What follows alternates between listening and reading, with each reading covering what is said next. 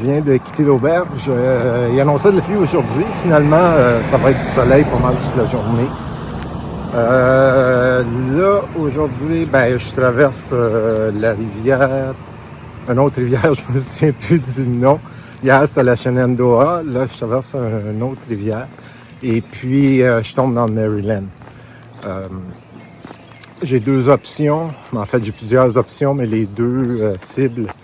Une, c'est de me rendre jusqu'à un abri qui était à environ 30 km, puis l'autre qui est l'abri à environ 40 km. Un petit peu moins de 40. Donc, belle journée, beaucoup moins de dénivelé qu'avant.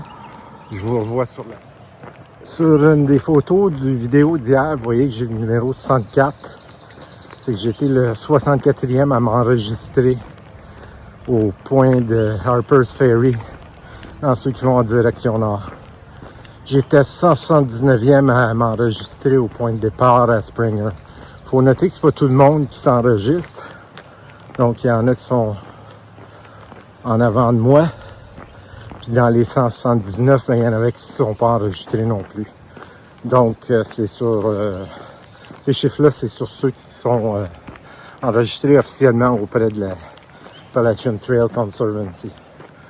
Donc, juste une petite précision. Juste pour vous situer un petit peu, à droite, c'est la Shenandoah qui arrive qui se jette dans le Potomac. C'est le nom de la rivière, j'avais oublié tantôt.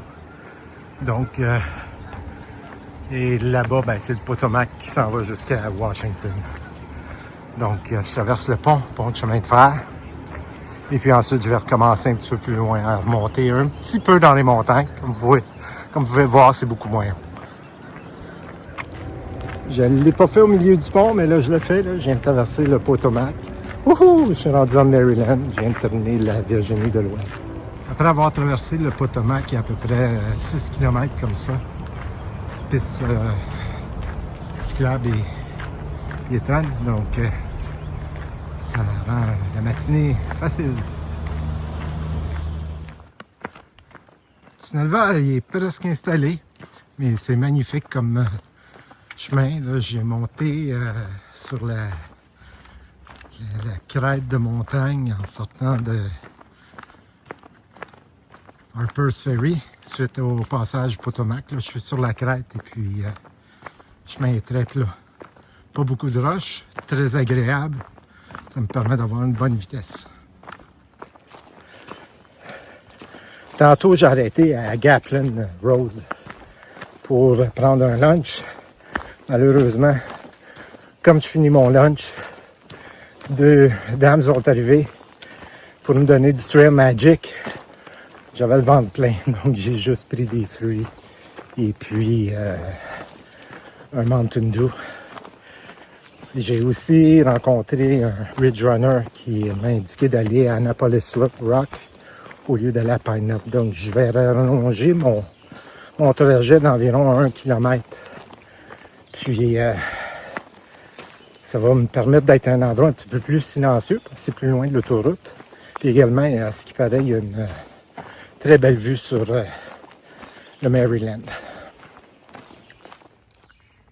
Pas loin d'ici, il y a eu une bataille qui a été précurseur à celle d'Antietam pour les férus d'histoire de la guerre civile des États-Unis. Donc, c'est un monument. J'ai eu une photo là, d'un général sudiste, puis l'autre, c'est un général nordiste, unioniste de l'Union, qui est le gros monument là-bas, qui sont décédés ici. Une petite pluie avec le soleil entre les nuages. C'est quand même reposant et apaisant.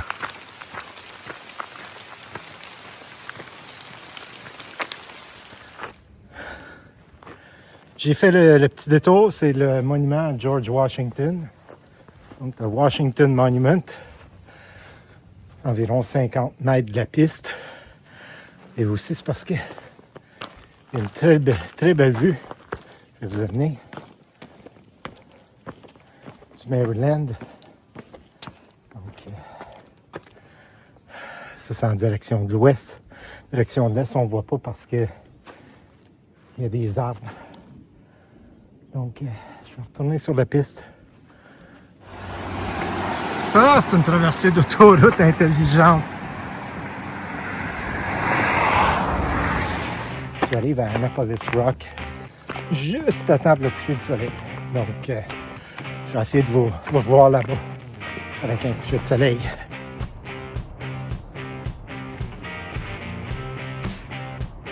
J'ai pu prendre le coucher de soleil à Annapolis Rock. Donc, c'est fantastique. C'est vraiment beau. Je vais aller faire mon campement. Et puis, je vais me coucher.